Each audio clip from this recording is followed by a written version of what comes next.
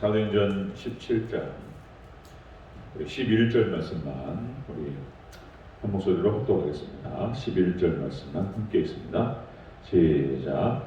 베레아에 있는 사람들은 데살로니가에 있는 사람들보다 더 너그러워서 간절한 마음으로 말씀을 받고 이것이 그러한가 하여 날마다 성경을 상고함으로.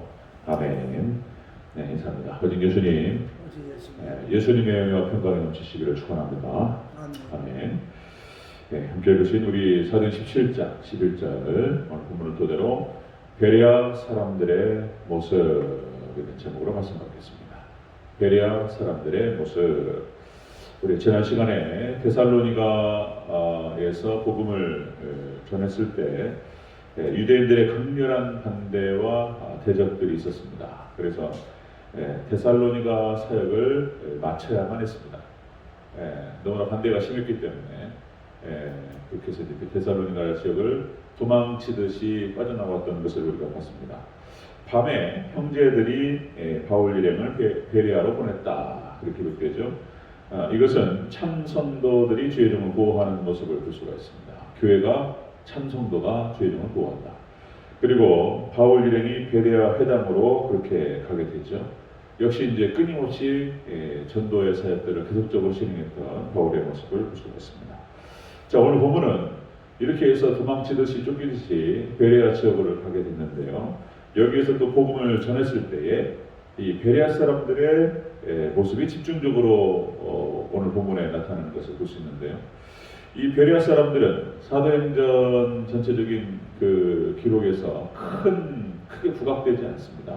부각되진 않는데 지금 그냥 스쳐 지나가기에는 이 베레아 사람들의 모습이 너무나 축복된 모습입니다.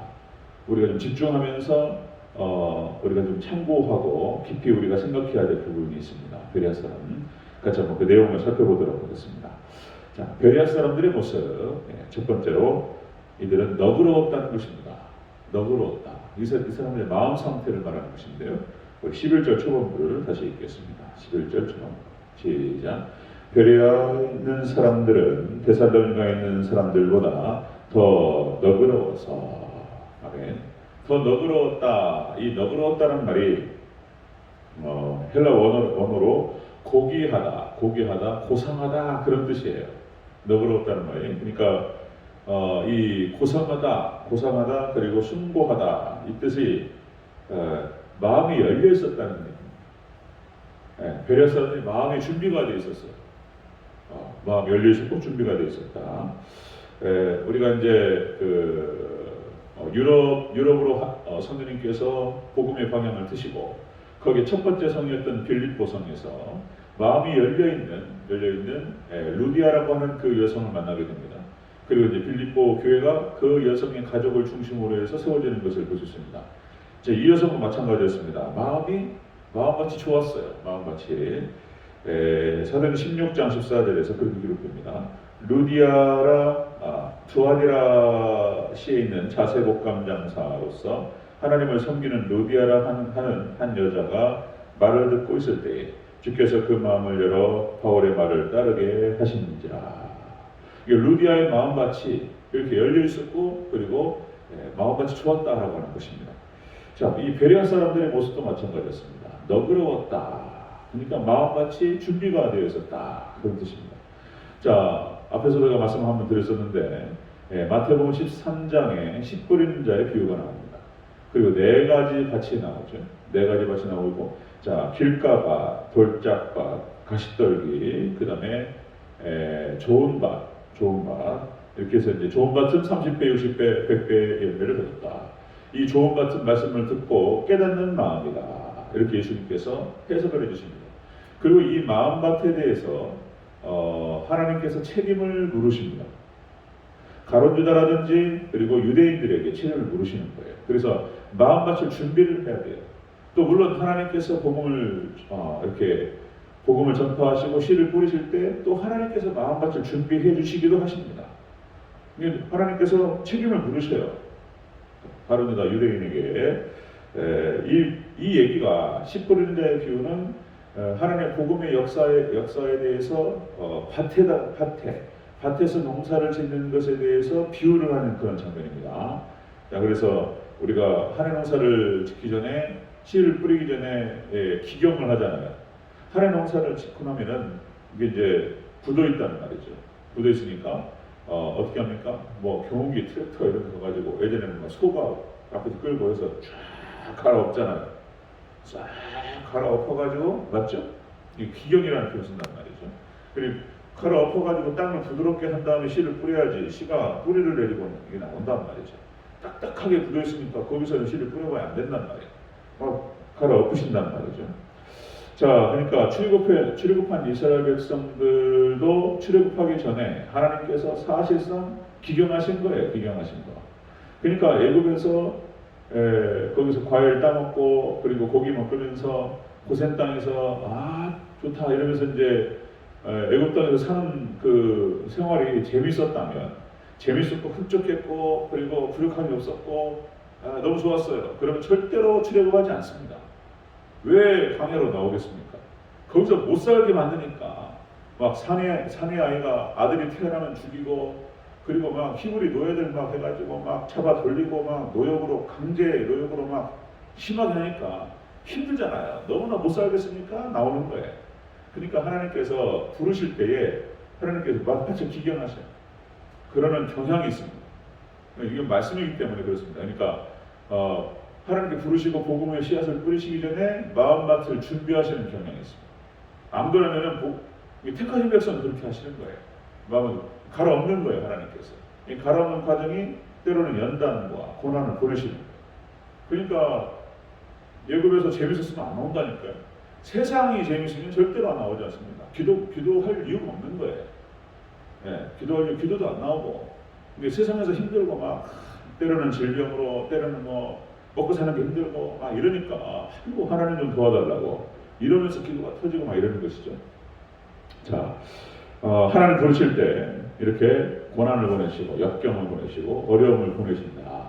그래서 마음밭을 준비하게 하시고 이제 딱 부들부들해지는 거예요. 어떤 말씀을 들어가도 받을 수 있는 그런 준비가 되어 있는 거예요. 그때 이제 들어오는 거예요, 이제 말씀. 자, 베레아 사람들이 어떤 역경이 있었는지 잘 모르지만 우리는 마음같이 준비되어 있었다는 거예요. 너그럽고 열려 있었다라고 기록되고 있습니다. 자, 두 번째 보겠습니다. 베레아 사람들의 모습 두 번째로 간절한 마음으로 말씀을 받았다 이렇게 기록되죠. 다시 또 11절 초반부 중반부 같이 있습니다. 시작. 베레아에 있는 사람들은 데살로니가에 있는 사람들보다 더 너그러워서 간절한 마음으로 말씀을 받고, 아멘. 간절한 마음으로 말씀을 받았다. 대체 어떻게 하나님께 준비시키셨는지 나오진 않지만 준비가 되어 있었어요. 마음같이 간절한 마음으로 받았다. 이 말은 온 마음으로 말씀을 받았다 이런 뜻입니다. 온 마음으로 말씀을 받았다. 이 간절한이라고 쓰여있는 이 헬라 원어가 파스라는 뜻인데, 파스가 앞에서도 우리가 한번 지내왔는데요. 이 파스가 전체 모든 그런 뜻을 갖고 있습니다. 그러니까 마음이 간절한 마음이 온 마음 전체 이런 뜻이에요. 온 마음으로 마음 전체로 받았다. 그러니까 이 베레아 사람들이 온 마음을 다해서 말씀을 받는 모습을 볼 수가 있습니다.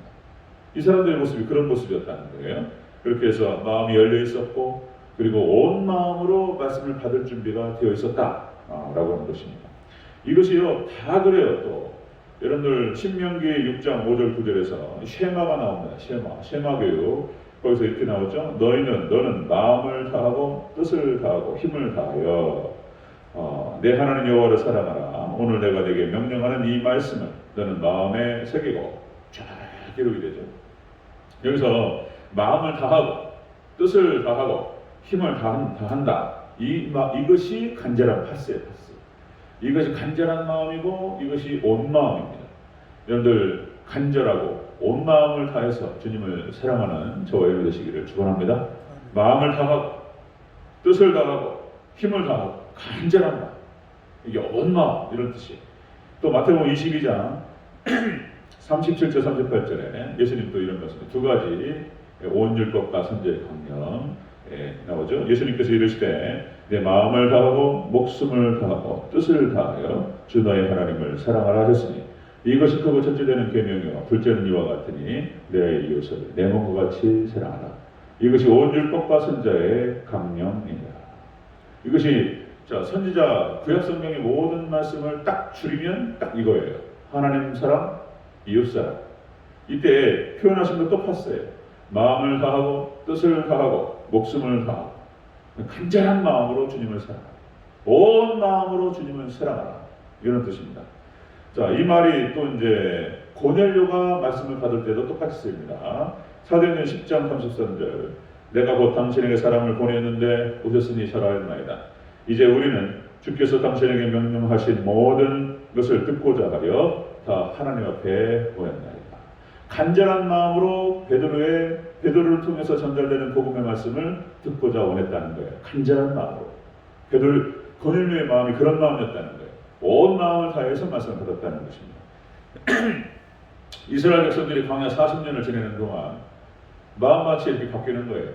40년 정도 한 바퀴 도니까 마음이 간절해졌어요. 그러니까 어떤 말씀도 들어가는 거예요. 말씀을 받을 수 있는 준비가 딱 되니까 신명기의 말씀이 선포되고 그 말씀 붙들고 가나안 땅에 들어간 줄로 믿습니다. 원리가 그렇습니다. 원리가 마음밭이 준비가 안 되면 어떤 걸 뿌려도 안 들어가요. 하나님께서 마음밭을 준비하시는 것을 볼 수 있습니다. 그러니까 우리가 세상 살면서 보면은 그런 거 있죠. 교만하고 콧대 높고 시간이 많이 필요한 거예요. 그분들을 갖다가 저주가 이런 뜻이 아니고 이제 시간이 많이 필요해. 몇 바퀴 돌아야 돼. 공부하고 막 힘들면 이제 막 마음이 낮아지는 거예요. 이제 그때 같이 준비가 되는 거예요. 그때 이제 어떤 걸 던져도 다 들어가야 돼요. 마음같이 준비가 되면 안 들어갑니다. 자, 베레아 사람들의 모습은 이렇게 준비가 되어 있었다. 마음이 열려 있었고, 그리고 온 마음으로 말씀을 받을 수 있는 준비가 되어 있었다는 것입니다. 자, 그 다음에 이제 세 번째로 들어갑니다. 베레아 사람들의 모습, 날마다 성경을 상고했다. 이렇게 기록됩니다. 11절 전체로 다시 한번 읽겠습니다. 시작.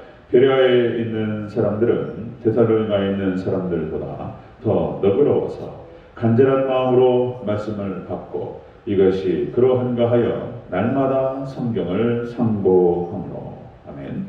날마다 성경을 상고했다. 이 뜻은 묵상했다는 뜻입니다. 날마다 말씀을 성경을 묵상했다. 이런 말씀이죠. 그래서 묵상하다는 뜻이 상고하다, 묵상하다는 뜻이 분별하다, 그리고 질문하다 이런 뜻입니다. 말씀이 과연 그러한가? 바울이 말씀을 드러내고 선포하니까 주의를 기울입니다. 집중적으로 온 마음을 다해서 말씀에 집중하고 과연 그러한가 생각하고 그리고 묵상한다는 그런 뜻이죠. 그러니까 역시 모든 축복은 하나님의 말씀을 받고 깨닫고 그 말씀을 붙드는 데 있는 줄로 믿습니다. 말씀에서 다 나와요. 모든 축복이. 또다시 말씀드리면 시편 1편 복 있는 사람은 악인의 길을 따르지 아니하고 죄인의 길에 서지 아니하고 오만한 자의 자리에 앉지 아니하고 오직 여호와의 법을 즐거워하여 그 율법을 주야로 묵상하는도다.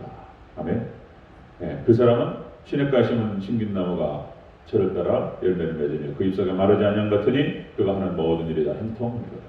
시편 1편 말씀. 그뿐만 아니라 가나안 정복 전쟁의 승리 비결 또 반복하면 그렇습니다. 여호수아서 1장 7절 9절 형통의 길, 승리의 길, 복된 길 다른 게 아니에요. 말씀 붙잡고 좌로나 우로나 흔들리지 않냐고 쫙 하는 것입니다. 여호수아에게 하나님께 주셨던 명령의 말씀, 이 율법책을 내 입에서 떠나지 말게 하며 주야로 그것을 묵상하여 그 안에 기록된 대로 다 지켜 한다. 그러면 내 길이 평탄하게 될 것이며 네가 형통하리라. 아멘. 이게 말씀에서 나오는 거예요. 하나님. 말씀이 하나님이시고 성령님이시고 예수님이시고 여기서 이것을 붙들고 나아갈 때 승리할 줄로 믿습니다. 이게 이제 비결이에요. 비결. 또 왕의 규례도 마찬가지죠. 신명기 17장 14절 20절 이스라엘 왕들이 지켜야 될 가장 중요한 것이 말씀 붙드는 거예요. 말씀. 율법 말씀. 거기서 이렇게 나옵니다. 왕의 규례 신명기 17장 14절 20절 율법을 평생 가까이 하라. 왕이 지켜야 될 규례입니다. 율법의 말씀을 평생 가까이 하라. 그러니까 평생 말씀을 묵상하라는 뜻이에요. 그리고 두 번째, 병마를 많이 두지 말라. 병마를 많이 두지 말라. 이것은 뭐냐면 더욱더 하나님만 의지하라는 뜻이에요. 병마가 많다라고 하는 것은 뭐 자기가 가지고 있는 세력들이 많은 거예요. 그러니까 하나님 의지하기보다 이것들을 의지하는 거예요. 그러니까 이제 다윗이 인구조사한 것이 그렇게 잘못됐다는 거잖아요. 그게 뭐가 잘못됐냐? 자기의 힘과 세력이 어느 정도 되는지를 갖다 파악하려고 했다는 거예요. 그러니까 하나님보다 이것을 더 의지하려고 했다는 그 의도 자체에 대해서 하나님께서 이게 괘씸하게 생각했다는 거잖아요. 그런 얘기입니다. 그러니까 이제 그 이후로 다윗이 이제 전쟁에서 승리를 해가지고 전리품으로 말을 얻잖아요. 그럼 어떻게 합니까? 말의 힘줄을 끊어버려요. 말의 힘줄을 끊는다는 것은 뭐를 의미합니까? 말이 달리는, 그래가지고 전처처럼 말을 기마병을 갖다 그 부대를 만들고 이러는 것인데, 힘줄을 끊어버렸다는 것은 못 쓰는 거예요. 이제. 그러니까 의도적으로 그렇게 해버렸다는 거예요. 나는 이걸 말을 의지하지 않고 하나님만 의지하겠다는 뜻이에요. 다윗이 그렇게 했던 것이죠. 그 다음에 세 번째가 뭐냐면, 아내를 많이 주어 미혹되지 말라. 그러니까 마음을 하나님 나라에 두라는 거예요. 다른 데 아내를 많이, 여기서 이제 다윗이 실수를 하는 거예요. 말씀 벗어나면은 고통스러운 거예요. 말씀대로만 따라가면 승리하고, 평통하고, 복되고 막 이런 건데, 여기서 벗어났기 때문에 다윗이 고통스럽고 힘들었던, 지옥을 경험하고 막 이랬던 것입니다. 자, 시편 119편 34절. 나로 하여금 깨닫게 하여 주소서. 내가 주의 율법을 준행하며 전심으로 지키리라. 전심으로. 이게 이제 파스예요. 온 마음, 전심으로 주의 말씀을, 간절한 마음으로 주의 말씀을 붙들고 지키겠나이다. 이런 것이죠. 여러분들, 하나님의 구원 역사, 그리고 모든 축복의 역사가 이렇게 하나님 말씀을 듣는 사람들, 온 마음을 다해서 간절한 마음으로 듣는 사람들, 그리고 온 마음을 다해서 그 말씀을 붙드는 사람들을 통해서 이루어진다는 사실을 우리가 꼭 기억할 수 있기를 주의 이름으로 축원합니다. 이렇게 해봅니다. 이렇게. 그리고 하나님께서 책임을 물으셔요. 우리가 해야 되는 거예요. 우리가 하나님께 주시고 하나님께 역사하시지만 지금 우리가 붙잡아야 돼요. 우리가 여러분들 조언같이 되실 수 있기를 축원합니다. 말씀 깨닫는 마음. 하나님 말씀 깨닫게 하옵소서. 그리고 말씀 붙드는 거예요. 이 마음. 이런 사람들이 30배, 60배, 100배 열매를 맺는다는 거예요. 이런 사람들이 하나님 귀하게 쓰신다는 거예요. 이 사람들을 통해서 하나님께서 하나님 나라의 확장 역사에 큰 인물로 사용할 줄로 믿습니다. 이거는 그 사람 복 받는 거예요. 뭐 다른 거 아니에요. 자기가 복 받는 거예요. 자기가 복 받고 자기 자신의 자손들이 복 받고 이런 것입니다. 자, 베레아 사람들의 모습은 그런 모습이었다. 마음이 열려 있었고, 그리고 온 마음으로 말씀을 받았고, 그리고 세 번째, 날마다 성경 그 말씀을 상고했습니다. 이러한 자세, 베레아 사람들의 그런 자세들을 우리가 잘 생각하면서 우리도 통일하게 그렇게 말씀 붙들고 승리하는 우리 성도님들 다 되시기를 주의 이름으로 축원합니다. 기도하겠습니다.